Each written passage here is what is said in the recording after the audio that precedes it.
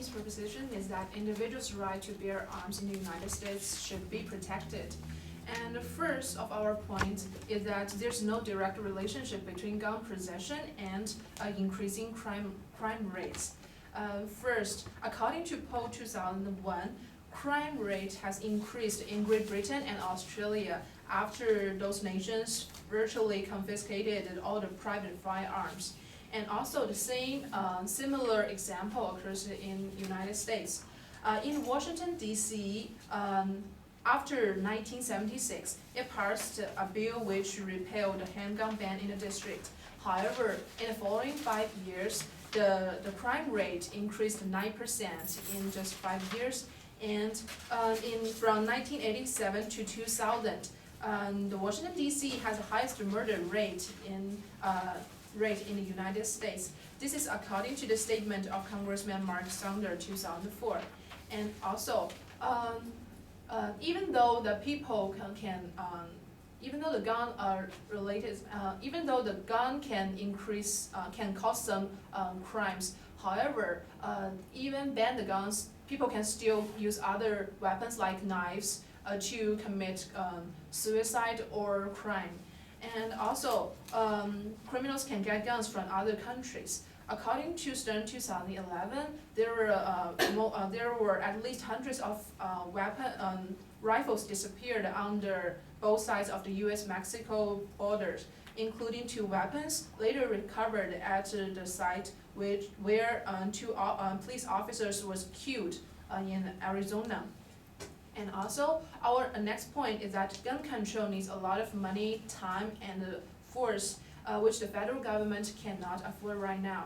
According to the fiscal year 2010 federal budget, the U.S. government actually had a budget deficit of 1.4 trillion U.S. dollars.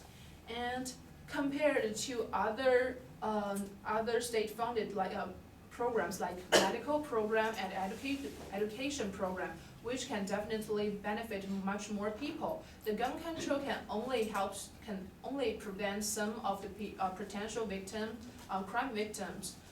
So this is really not a the gun control should not be given a priority.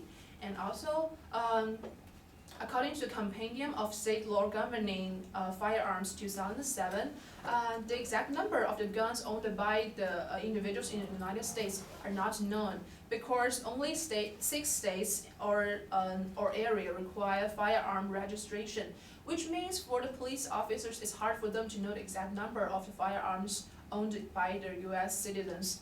They should take a long time to research for the firearms, and it's definitely not very effective. Okay. I'd like to talk about our next point. Our next point is gun possession is allowed by constitutional law in America. Do you know what is constitutional law? Constitutional law is the most basic law, and it have a priority to all laws in America. Now, I'd like to read the second amendment of the constitutional law. Well-regulated military being necessary to the security of a free state, the right of the people to keep and bear arms shall not be infringed. It clearly says the right of the people to keep and bear arms should not be infringed. Additionally, on June 2008, the U.S. Supreme Court ruled the meaning of this. The Supreme Court approved that constitutional law allows an individual right to possess guns. Moreover, here is a survey conducted by CNN. According to this survey, more than 3/4 of American people support the constitutional law. And people said the constitutional law should not be revised. Therefore, we can say gun possession is a citizen's right. It is allowed by constitutional law. Okay, next, our last point is that people can reduce crimes by having guns.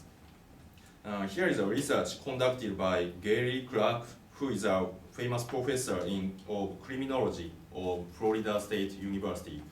According to his research of criminals, about 85% of criminals say they will not attack people who may have guns. Please think about, if you are a criminal, will you attack people who may have guns? I think most of you will not attack people who may have guns because they may counterattack to you. So we can say gun possession has an effect to reduce violence. From these reasons, our team believe gun possession should not be outlawed. Thank you. Thank you.